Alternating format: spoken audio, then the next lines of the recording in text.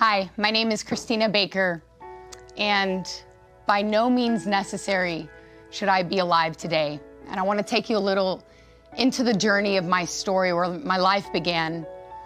And I came from a broken home. My parents divorced when I was 7 years old. My dad was an atheist. My mom was a non-practicing Catholic, so there was no God in my home. By the age of 14, I was going out to the bars, I was doing drugs, and I was hanging out with the wrong crowd. I got into self-harm because I felt like I was dead inside. And I just wanted signs that I was still alive. And by the time that I turned 15 years old, I was partying all night, drugging all night, and drinking at the bars. And I came home one night and my stepdad was standing at the top of the stairs and told me, first he told me that I wasn't worth it. And before he almost pushed me down the steps, he told my mom that she had to decide between me and between him. My mom made a decision that night that I had to leave, and so they put me on a one-way ticket to Maui, Hawaii. I hadn't seen my dad in 10 years. So with a duffel bag with my entire life in it and an electric guitar on my back, I showed up in Maui, Hawaii, looking for my dad, not knowing if I would recognize him. After about 6 hours sitting in the airport, my dad shows up, and I had black makeup around my eyes, I had spikes, I was black on black on black. And my dad gives me the news that after many years of working in the oil field, he lost everything. He had a bad cocaine addiction. And as I followed in my dad's footsteps, the news dawned on me that this would also be my reality. And he said that he ended up homeless, living in a tent on the beach. And so I asked myself that question, does that mean that I'm homeless too? Well, my dad spent some time on the Maui beach for many months. And after that, some family members found out that I was living homeless, and they brought me to Houston, Texas, and I went from house to house to house. Nobody wanted to deal with a drug-addicted goth teenager. So they shipped me off to Pennsylvania, where I was living in a Red Roof Inn. My brother was going to a college in Harrisburg, Pennsylvania. And my brother's coach went to a staff meeting at a church that he attended and said that there was an atheist, drug-addicted teen living in a motel. A couple stands up at the staff meeting and they say, we'll take her in. A week before 9/11 in 2001, I show up at this couple's house and they said, welcome to my home. We only have 2 rules in our house, and the first one is that your curfew's 11, and the other one is that you have to go to church with us every Sunday. At that moment, I looked around, I was like, you guys don't understand, I'm an atheist. They said, that's okay, Chris. Welcome to our home. We'd love for you to stay, but you gotta go to church. So every Sunday, I did everything that I could to not go to church. I wore fuzzy slippers. I'd have these black hoodies with obscene words on them, and I would come downstairs, and her name was Mrs. Hess. She would say, great, Chris, come on, we're on our way to church. So every week, I would go to church, and I would hear the pastor preach on the love of God. And at that stage in my life, I had an anger in my heart that I felt like if there was a God, that he had put me in this position and he had done this to me. So when I left their house, I graduated from high school. I got back into the lifestyle of doing drugs and ended up dating a drug dealer. And everything in my life continued to spiral downward from that moment. I had already scheduled an abortion after I had found out that I was a couple months pregnant.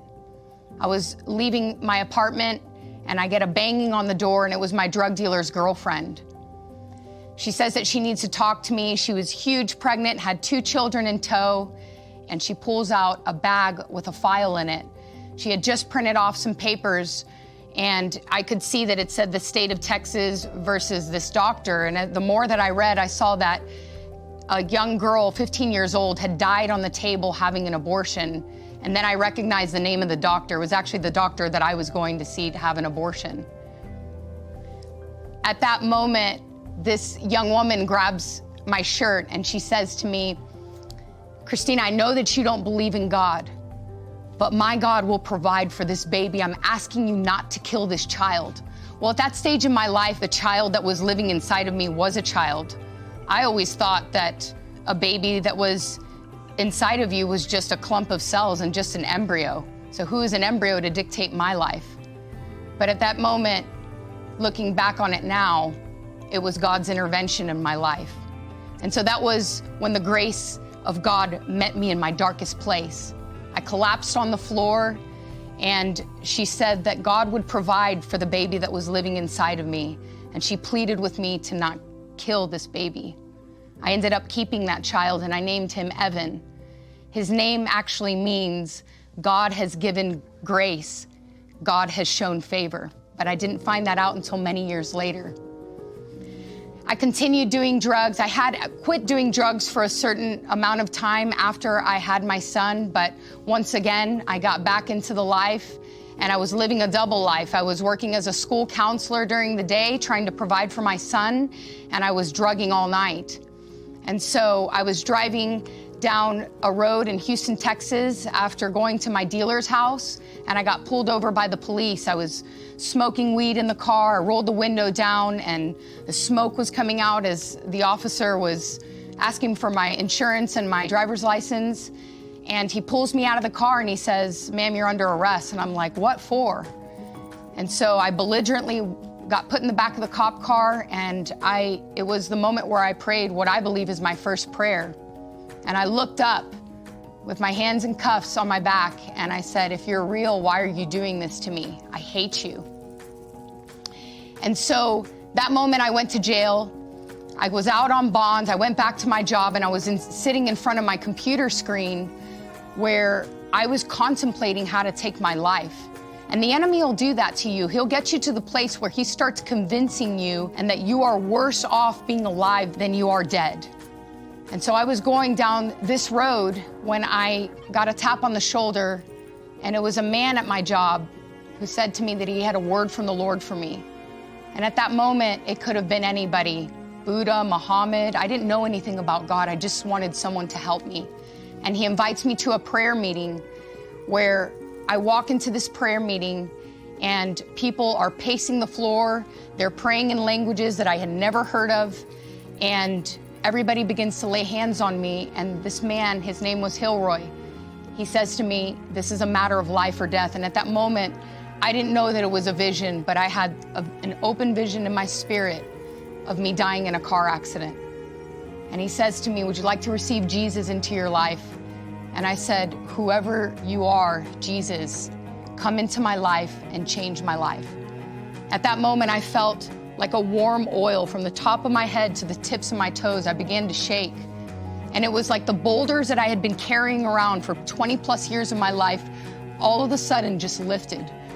I truly came through the birth canal for the first time. I was seeing more light. The colors were more vibrant. The lights were brighter. I'd given my life to Jesus. But the reality is that I was facing a court case that was going to change the rest of my life and the life of my son. So I had been walking with the Lord for 3 months. I was fully delivered from drugs, and I was walking like a new woman, but I was facing going back to jail. So I show up to court that morning, and I hear the voice of the Lord speak to me while I'm sitting there waiting to be arraigned. And I tell my attorney that I need to talk to the DA.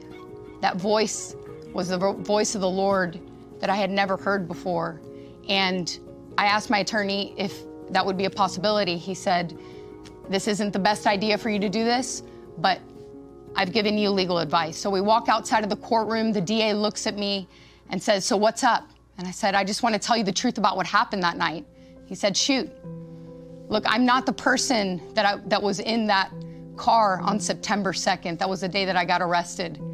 But God has changed my life. I gave my life to Jesus, and I'm a new woman. I'm a new person." He said, "Look, we all make some mistakes sometimes. Have a great day." My whole world came colliding that day, but I knew that I had done everything that I could do. We walk into the courtroom, and what felt like 15 hours was probably 15 minutes. My attorney walks up to me and holds up a yellow piece of paper that changed the rest of my life. And it said order of dismissal.